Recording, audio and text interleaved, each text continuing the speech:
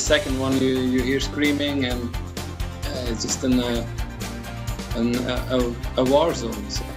Terror in Brussels. Tonight, the death toll rises as authorities search for those responsible.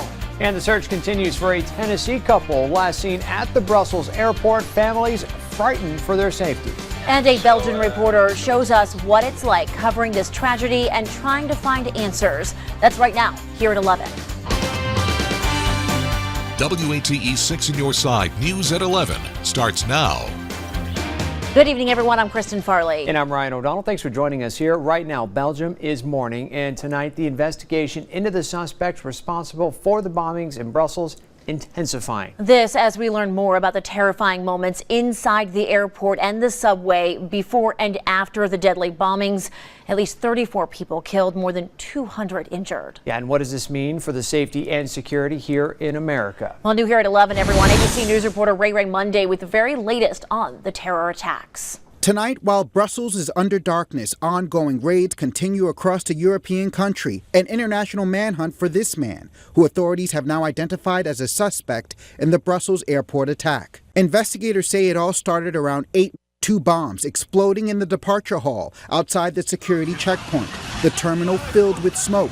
People frantically running for safety. Big bang. Everybody cried. And came along here, we saw kind of smoke, The force so great, ceilings collapsed, people lying on top of one another, and the horror continued. 9:11 a.m., just an hour after the airport explosion, 7 miles away, another suicide bomb goes off near the offices of the European Union. The target, a packed metro car, children screaming in fear. It's the first time I saw such a thing in my life. The aftermath leading to hundreds of injuries, among those 9 Americans, including Mormon missionaries Richard Norby, Joseph Empey, and Mason Wells, all seriously hurt. As Brussels is under siege, here in the States, law enforcement officials whipping out the armor. Security beefed up at major transportation hubs across America, including New York, a top target. There remains no credible and specific threat against New York City. And as Brussels mourns, an international sign of solidarity, messages of prayers and condolences. The threat level in Belgium tonight still remains at its highest level, ISIS claiming responsibility hours after the attack. And here in the U.S., counterterrorism officials say there are no credible threats against our homeland. Ray Mundy, ABC News, New York. And we are bringing you more details right now with the help of a timeline. Here is a look at how things unfolded in Europe over the past several months. Now, we start with the Paris attack back in 2015, the night of November 13th, a series of mass shootings at a concert venue and explosions outside cafes and restaurants, leaving 130 people dead and 368 people injured there. Now, we want to go ahead and fast forward to really just last Friday. Take a look at this. March 18th at a Brussels apartment, this suspect was arrested. This is a big arrest in this case, all connected to the Paris attacks. The man you see here wounded in gunfire with officers and then taken into custody alive. Now, of course, the very latest events happening just in the last 24 to 48 hours. 2 explosions believed to be suicide bombers going off at the Brussels airport. Another one actually going off at a subway station, leaving now a search for answers and suspects tonight. Ryan. All right, Kristen, thank you. Well, tonight, friends and family of a Tennessee couple desperately waiting to hear from them after the attacks in Brussels. Justin Schultz and his wife Stephanie live in Belgium and were at the airport dropping off a family member when the bombs went off. Now, nobody's heard from them since. New here at 11, WATE 6 Inside reporter Cameron Taylor spoke with Schultz's former teacher from Gatlinburg. He's joining us now here in the studio with more. And as of, what are we at, 11:04, still nothing, huh? Yeah, Brian, it's been just nerve-wracking for both family members and friends of Justin Schultz and his wife, just not knowing how they're doing at this point. And Justin's former teacher at Gatlinburg Pittman tells me she's been checking social media all day for any updates. Everyone is on and concerned because this has hit so close to home. Elaine Wilson is among many worried about Justin Schultz and his wife Stephanie. Schultz is a 2004 graduate of Gatlinburg Pittman High School. Wilson taught Schultz and is also a family friend. I've thought of Sheila and Levi and his sister and the entire family all day. because they are such a close-knit family. Justin and Stephanie are married and met at Vanderbilt University. According to family members, the couple has been working for a company called Mars as accountants for about 2 years in Brussels. I caught myself today just constantly looking down to see if anything was posted, and it's wonderful at times, especially times like these when you can keep in touch and know what's going on. Stephanie's mom was visiting in Belgium, and as they were dropping her off at the airport, the blast knocked her down. So far, it's been hours since anyone has heard from them after the attacks. Basically, they are asking people to pray for them. You know, they'll be found safe, whether in a hospital or they may just have moved somewhere and may not be able, with all the chaos, not able to, communicate. Right now, family members say they can't reach them. They've heard from the State Department, who tells them the couple isn't on the casualty list. That's about all they know at this point. So I'm praying they get that call soon, very soon. And we need to also continue to pray for all those families that lost loved ones today.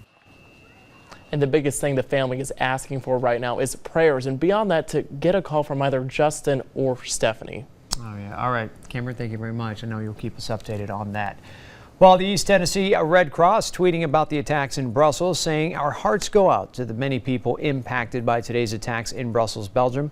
The Belgium Red Cross launching a website to register persons as missing or safe as well. And tonight we are also hearing from Belgian natives who have made East Tennessee their home. They say they really never imagined that something like this could happen.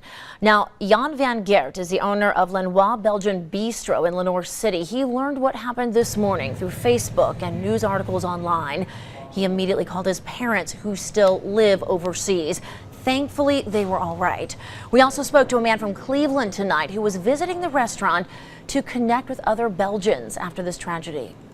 My family's kind of shaken up about it because, with Paris just happening a couple months ago, they were shaken up by that even because that struck so close to home to them. For me, it's devastating to just see what Belgium's going through because, that's a country that I really, really love and, love visiting and love seeing, and it's, a bit tough. You think it cannot happen where you live. I mean, this is my hometown is about 8 miles from the airport, so it is really close to where all this happened. And you never think, I talked to my parents, they never thought that something like this ever would happen in Belgium. Belgium is a very peaceful country. When I grew up, we didn't lock our doors, we didn't. Now, Van Geert says he's lived here in East Tennessee for the past 26 years, the last 2 in Lenoir City, and has seen the Belgian community grow throughout East Tennessee. Well, a lot of reports coming out of Brussels today, with many Belgium news stations having wall-to-wall coverage. Well, new here at 11, one of the local reporters covering the bombings is sharing his experience with us, talking to WATE 6 on Your Side reporter Brandon Rook using FaceTime. And Brandon joins us now live in the newsroom with more. Brandon. Ryan and Kristen, the senior correspondent I spoke with is giving us a first-hand experience on what is going on in Brussels. He says the country is normally peaceful, never going through anything like this before. As you can imagine, everything that's happened has shaken the country up. I mean, it's been a long day. We've had 14 hours of non-stop live coverage. VTM senior news correspondent Thomas Van Hemendonk says everyone in his country is rattled and in disbelief after terrorists attacked their homeland. This is our 9/11. This is our Paris attacks. This is what happened in Madrid and London. I mean, we've never been through such a thing like what happened today. Thomas says he wasn't surprised ISIS claimed responsibility. He says many Belgian residents fought in Syria and came back radicalized. We knew that this one was coming. We just didn't know when and where and how. 2 attacks within an hour of each other, killing more than 24, wounding around 200 others. Thomas was on his way to work when the first blast happened. These are the 3 suspects believed to be responsible. There have been a lot of house searches and house warrants throughout the day, and I believe that's going to continue for the following days until we get this 3rd suspect from the airport attack. Hours have gone by since the initial attacks, with chaos now turning to prayers. Thomas says residents are mourning, showing solidarity in the streets. There are hundreds of people coming together, singing, praying and lighting a lot of candles. It's new. We're kind of shocked. We're not used to it.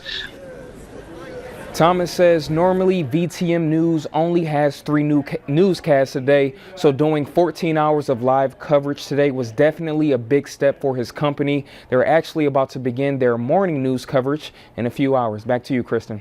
All right, Brandon, an interesting perspective there. And Thomas also adds the country is now at terror level 4, which means everyone in the government's army is out to protect easy target areas in the country like public transportation areas and malls there. And of course, everyone, our coverage of the terrorist attack does not end here. Yeah, still to come. We're going to take you to McGee Tyson Airport to find out what's being done locally in the wake of the Belgium bombings. We're also going to show you how people are honoring the victims. And all of our coverage is available for you on our website as well. All you have to do is head to the As Seen On section of WATE.com. Well, a law that criminalizes women who give birth to drug-dependent babies will go no further. Yeah, it's a law that we've been closely following for you. What lawmakers have decided now in Nashville, coming up. And a pretty good idea to take some jackets in the morning. It won't be real cold. It'll be not as cold as the last few mornings, but still mostly clear and dry. 47 at 6. By 8, we're at 46. Then we turn on the warm temperatures, and we look ahead to the weekend forecast and our chances of rain all coming up. And the Vols football team back on the practice field. At least most of the team was. We're going to explain why. Coming up in sports. And we're going to check in at our local airport where we find some East Tennessee students just back from a trip to Europe that included a stop in Brussels. Hear from them next. Stay with us, everyone. You're watching WATE 6 on your side news at 11. New here at 11, Knoxville joining cities across the country, stepping up security measures in light of the Brussels bombings. Yeah, we checked with McGee Tyson, and the airport says passengers will see an increase in both uniform officers and TSA personnel. And while we were there, local students were actually in the London airport. We found them back here at home. That's where they were in London when they heard about the attacks. Children from Berean Christian School took a class tour in Europe. They were actually in Brussels, one of their first stops 13 days ago. But to feel like it was right behind you or maybe even right in front of you and that kind of thing, and knowing that you were inches away from being into some situation like that, it can sort of make you nervous or fearful or whatnot. But we believe in Lord Jesus, and we knew that He was going to keep us safe. We were all praying, and so we knew that we were safe no matter what. Now, he went on to tell us that he did notice a lot of flights had been delayed, especially at the Chicago International Airport, with security rechecking bags there. But again, he said that he and his classmates felt very safe coming home. Tonight, a local political expert shedding some light into the deadly bombings, calling the attacks not surprising if it's retaliation for the recent capture of an ISIS member. But as far as security here at home, Dr. Krista Williams says people should be more aware of your surroundings in bigger cities like Washington, D.C. or New York. Both are among many cities that have already upped security measures. But she doesn't feel like people in Knoxville should worry. People should just be a little more aware of their surroundings and such. But at the same time, I also would advise people not to be too afraid, because that kind of gives into the hope of the terrorists, that if you are constantly afraid and stay in your homes and not travel, then you're really giving in to the terrorists. We also asked the professor why the terrorists targeted Belgium, and she believes members of ISIS, who are Belgium natives, likely convinced the organization to do so, but in a random way, much like the Paris attacks last year and the London bombings in 2005. Now, across the world, people are remembering the lives lost today in Brussels. And the One World Trade Center in New York lit up in Belgium's colors, black, yellow, and red. In Paris, France, the Eiffel Tower also illuminated as a sign of solidarity. Many people there remembering the terrorism that happened just months ago on their homeland. And in Havana, President Obama and President Castro observing a moment of silence for Brussels attacks at the start of the baseball game they watched together. And of course, stay with us, everyone, as we continue to follow this developing story. There are still a lot of questions following the terrorist attacks, and the search, of course, continuing for those suspects tonight. Yeah, we promise to stay on top of any updates for you in the newscast and, of course, on Good Morning Tennessee, which begins at 4:30. And, of course, our updated website constantly. You just go to WATE.com and then click on the As Seen On section. Well, tonight, police have given it the all clear at Denver International Airport after passengers were evacuated due to a possible threat there. Yeah, a K-9 officer detected a suspicious package, and that forced the evacuation of part of the airport's main terminal. The FBI and Denver police, the bomb squad there, well, they were called in to investigate after a couple of unattended boxes were found near a door. Investigators say the package contained spices and oils and actually belonged to a family traveling to Vietnam. New here at 11, a Tennessee House subcommittee has now killed a bill that would extend a law that punishes pregnant women who take opioids. Mr. Chairman, 3 ayes and 3 noes. Bill fails. Thanks. Thank you. Despite lawmakers' last-minute efforts to adjust the bill, adding an amendment that would only charge women who tested positive for drugs after 25 weeks of pregnancy and were not under the care of a doctor, the bill did not pass. The law is set to expire on July 1st of this year. New here at 11, the Kentucky State Police investigating after finding possible human remains. This morning, state troopers received some information about those possible remains located in a wooded area in Harlan County. We're told that troopers, detectives, and the Harlan County coroner were all processing the scene today. Tonight, the Hamilton County District Attorney is at odds with Chattanooga city leaders, the mayor, the police chief, even some media out there. This comes after the DA criticized a program to combat gang violence. In a letter to the public, Neil Pinkston writes, in part, quote, "It should not surprise anyone that 200 misdemeanor arrests have not curbed violence in our city. Suddenly, a few city council members are now using the media to point fingers at me." He also announced plans to make a new gang unit, but at a meeting today, the Chattanooga police chief fired back. District Attorney Neil Pinkston attacked the hard work and the danger my officers have expressed over the past 2 years. The DA says he wants to create a new table to bring people together. I'm here to tell you we have been at this table for a long time, waiting for him to show up. Now, City Council voted unanimously to subpoena General Pinkston to appear before Council by next week. Of course, we'll be sure to let you know what happens. And you may recall, this is the same district attorney who is also facing a defamation lawsuit by a Gatlinburg detective. That was after the DA accused Rodney Burns of perjury during the Ooltewah rape investigation. That incident happened at a Gatlinburg cabin. Cool side outside tonight with a clear sky, a full moon for the most part. No frost or freeze, though, to worry about. We've got a little bit of a breeze that's going to mix up the atmosphere, so Wednesday morning is going to be okay. Wednesday afternoon is going to turn a bit breezy, and that leads to a chance for a few showers and thunderstorms on Thursday. It's a weather-aware day with the chance for showers and storms increasing, especially during the afternoon. More on that in a minute. With 60 in Knoxville still, 56 in Clinton, 58 Crossville. These were more like high temperatures yesterday, so we were up about 13 or 14 degrees warmer this afternoon than what we saw yesterday. It's 57 in Fairfield Glade, Tazewell 58, and 48 in Madisonville, 52 in Athens. Beautiful sunset in the 6 Storm Team Facebook page from Gary Everett of Maryville. Yeah, you're welcome to share your pictures. Look at that big orange sunset and the building silhouetted against that as well. So we've got those mid and high level clouds that'll be streaming by the area tonight. And so temperatures only in the mid 40s rather than near freezing like they've been the last couple of nights. Notice as we go through the afternoon, tomorrow we're still partly cloudy, but we're near 70 degrees. So tomorrow should be another nice day. May turn a bit breezy, but it's going to be a little bit more warm, a little warmer than we saw today. But again, a little on the breezy side. This is 11 p.m. tomorrow night, so about 24 hours from now. How about Thursday morning? We start partly cloudy, mid-50s, so a little bit warmer even to start the day there. The clouds increase and a slight chance for showers by noontime. Now, this again is Thursday.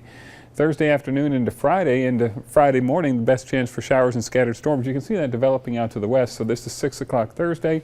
Temperatures in the low 70s. Showers and scattered thunderstorms along the plateau by 8 o'clock on Thursday evening. This may vary by a few hours, but it does appear that late Thursday afternoon into Thursday night's the best opportunity for these showers and scattered storms to come through. 11 o'clock Thursday night, that moves on through, and then we dry it out for a cooler and drier Friday that'll be coming our way. 46 is the forecast low in Knoxville. Thin clouds, but not quite as cold as we head for a high tomorrow. That should take us right near 70 degrees. 70 in the valley with a nice day on tap. It'll be breezy for everybody during the afternoon. This is the plateau, so Cumberland County, Fentress County, Scott County, 65. Southeast Kentucky, you're up to 67 with really nice views and good visibility in the Smokies too, although it could be windy up on tops of the mountains, these high temperatures. pretty comfortable for this time of the year, so I don't think we'll hear many complaints. Now, it may take a few hours to get going in the morning, but by the time we get to 4 or 5 o'clock, we're up to 70 degrees, breezy during the afternoon, and then we'll start to back it off from there. But the best opportunity for the showers and scattered storms will be Thursday, mainly late afternoon into Thursday night. Then that moves out, so we're near 70 both Wednesday, Thursday. Friday is only 59, and then we bring in some cooler temperatures for Friday, Saturday, and Sunday. We start to warm it up. Saturday looks okay. Sunday does bring some showers, but hopefully later in the day we'll keep an eye on that with an Easter sunrise at 7:28 and about a 40% chance for scattered showers and storms, 65 on Monday. Tuesday, 63. Don't forget, all that information's on our 6 Storm Team weather app. Just search Knoxville Weather. You get that downloaded on your smartphone. We'll keep you updated all the time through the Easter weekend ahead of us. All right, Matt, thank you so much. The football team, UT, back in action. Yeah, I think most fans saying finally, right? It feels like, I think it's been 11 days with spring break, and were they ever going to return to action? Yes, they were. The problem is not all of them returned to action today. We will have an injury update. And oh, by the way, it's not good. You'll also hear from Tennessee head coach Butch Jones. That's next in sports.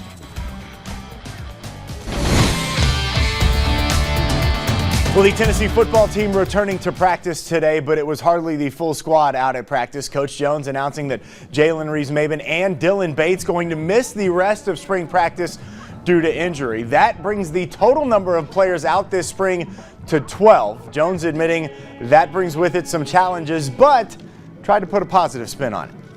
It's other opportunities for other players to really assert themselves and put their football identity on video. Where it really limits you is up front. And it also hurts your development a little bit offensively too, because you can't play as much football because you need to get through the entire spring.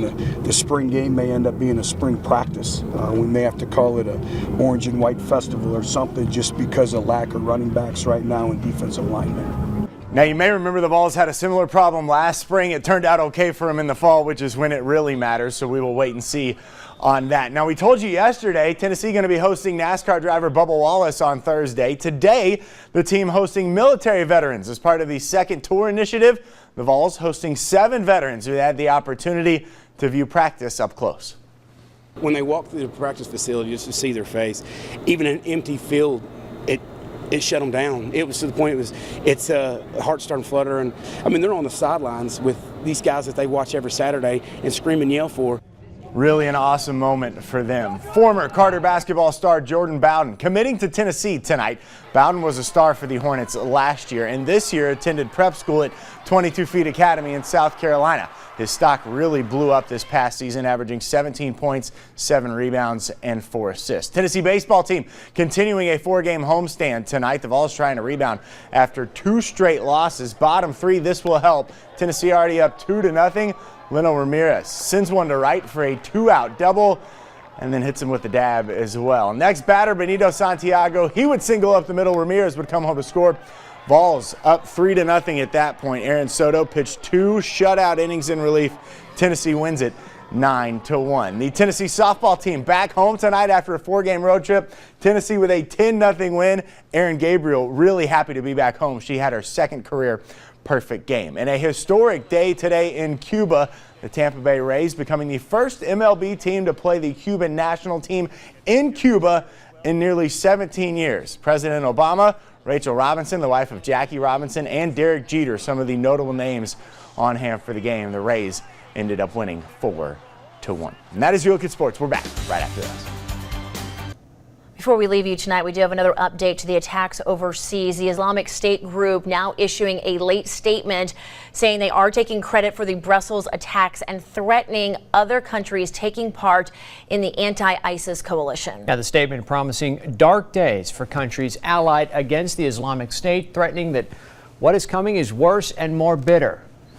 This was all published in an Arabic and French, and an English translation was provided by Site Intelligence Group, which monitors jihadi websites. And of course, we'll have the latest coming up on GMT beginning at 4:30 in the morning. Have a good night, everybody.